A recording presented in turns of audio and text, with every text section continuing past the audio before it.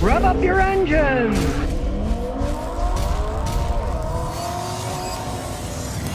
Well, so much for Ford having better quality. They've now shut down the F-150 Lightning electric truck production because they're having battery problems. Now, of course, Ford isn't saying exactly what's going on, but they tested vehicle coming off the production line, had a problem with the battery, and they shut it down until they try to figure out what's wrong. Again, this is unproven technology.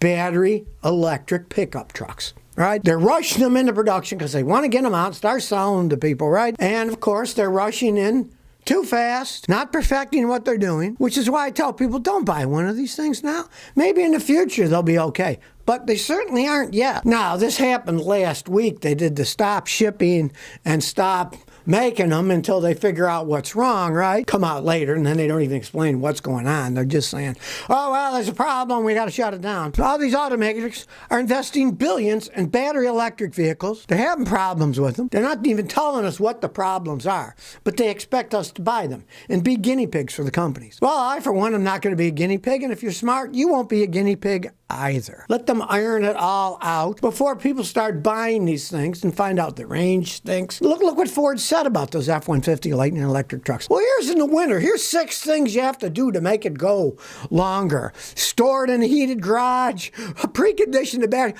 Who the heck wants a vehicle that you got to do that you can't just jump in, start it up, and drive, right? That's what Americans want. They don't want this load of nonsense.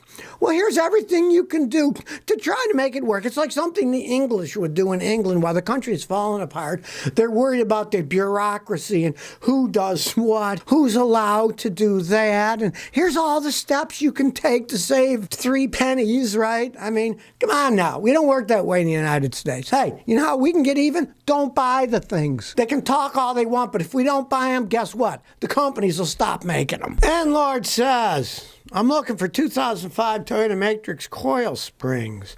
I'm changing the struts of my 05 Matrix. Has 200,000 miles. I drive a lot and it doesn't ride good over bumps. I know it won't be like a Lexus drive. Can I make it ride better? I want KYB struts, but they don't come with springs. Any recommendations for ones with coil springs built in? If you buy what they call quick struts that have the strut and the spring built in, they're all cheaply made and almost all made in China. I would not buy an aftermarket one. They just aren't quality. Now, the springs generally never wear out. You look at those old springs, they're probably perfectly fine. When you take it apart, you can take it apart and put the springs next to each other. They're the same height and everything. There's nothing wrong with them. If they're not cracked, I've never seen them crack, right? The KYB struts would be fine. But realize one thing.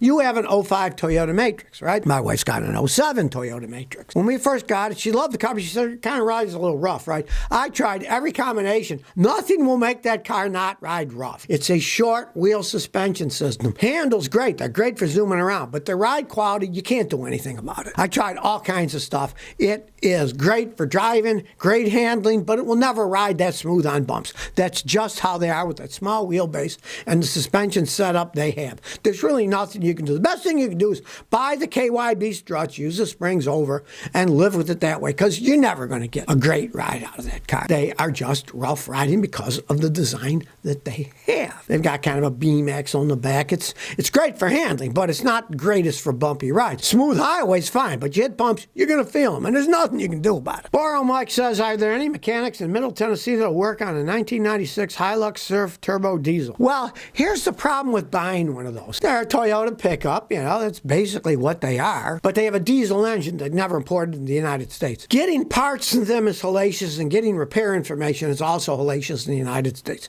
I've worked on a few of them, and I more or less stopped working on them. It was very hard for me to get any information to repair them because my information systems are all on the ones that are sold in the United States. But then even when I went through all the hassle of researching on the internet to find out what's wrong, I couldn't get the parts for it. The parts often are not available in the United States. You go to a Toyota dealer, they'll just laugh at you. They don't sell those parts. You got to scrounge around. You might think twice before you buy a vehicle like that, unless you want a toy. And then you can join the Toyota Hilux Surf internet groups and see where they buy parts and order stuff from Japan. And as a toy, and you're going to work on it once in a while and drive it sometimes, great. But as an everyday driver, no, that'd be a mistake. Most of the guys I know that imported those in with the diesels end up swapping them with gasoline engines. Then they were happier. Bob 101 Nano 2 says, Is gum out a scam? I need to clean my 98 Saturn to pass smog. I ordered ATS cleaner, but I haven't gotten it yet. On the counter, I saw gum out fuel injection cleaner, $6 or $2. I'm going to try it. Some people said, oh, it could hurt things. What do you think? Okay, gum out makes good products. Now, it's nowhere near as effective to removing carbon as Bernie's ATS Test Solutions guys in Albuquerque. Their stuff is the best. It's a small company, so they often run out, and then they got to get some more, so sometimes it takes a while to get. Nothing beats that. But try the gum out. What the heck? It's not going to hurt anything. It's a good company. It's been out for a long time. Now, it doesn't do the stuff Bernie's does for dissolving carbon and stuff, but I mean, what the heck? Give it a try. See what happens. Now, if you do, you could put both cans in, and then you want to drive it 2 to 250 miles before you take it in for reinspection, because it takes a while for the cleaner to work. Give it a try. What the heck? And if you're kind of low on gas, my advice is put the 2 cans of cleaner in, and then once you get down to about a quarter of a tank, then fill it up the rest of the way with Shell, super unleaded. That seems to burn the cleanest. I've had some customers, they'll put the Shell super unleaded in, drive the car 100 miles, take it in, and then it passes on that alone, because the gasoline seems to burn a little cleaner. So you might try that too. Good luck. That's what Prosy 18 says. Should I buy a WRX or a Fusion? I'm debating on getting a new car, but I keep going back to a Subaru WRX or a Ford Fusion. Both are 2020. All right, all those, I'd go for the Subaru. I'm not particularly a fan of either. The Subarus generally last a lot longer than the Fusions do, and let's face the facts. They're not making the Ford Fusions anymore. They're still making the Subaru WRXs. So that kind of says quite a bit. You're going to get better gas mileage with the Subaru. Generally, you're going to get a lot longer lifespan before the engine of the tranny goes out. Fords are okay, but as they age, they generally need a lot more repair than a Subaru does. So to those, I'd go for the Subaru if I were you. All things equal, if they're the same kind of mileage, same kind of price range, have a mechanic check out either. They're both 3-year-old vehicles. Have a mechanic check it out. Don't trust people that are selling cars. Have a mechanic check it out before you buy it. Car Junker 1 says, I have a Honda Accord with 77,000 miles. I did my spark plugs, engine oil. A few days later, my car will not accelerate when it's in drive. Now, my transmission was replaced at 28,000 due to hitting the thing on the road. I was wondering, could I fix it myself? Well, I doubt it. I doubt. When you find you got a Honda CVT, you put it in drive and it won't go anywhere. It won't accelerate. Your tranny's shot. You say at 28,000 miles, you hit something and they replaced it because you hit something. Your insurance paid for it, right? Well, let me tell you something. I guarantee you didn't get a brand new CV transmission. You probably got a CVT transmission from a junkyard. All the insurance companies these days allow the use of junkyard parts. So I'm sure they just went out and got a used transmission from one. Who knows how many miles it had on it? That was when you had 28,000 miles. Now you got 77,000 miles, so it doesn't surprise me that it's gone out. Sad but true. See if you got any warranty for that work done, but I mean, that was 40-something thousand miles ago, so I doubt if they're going to give any kind of warranty on that thing.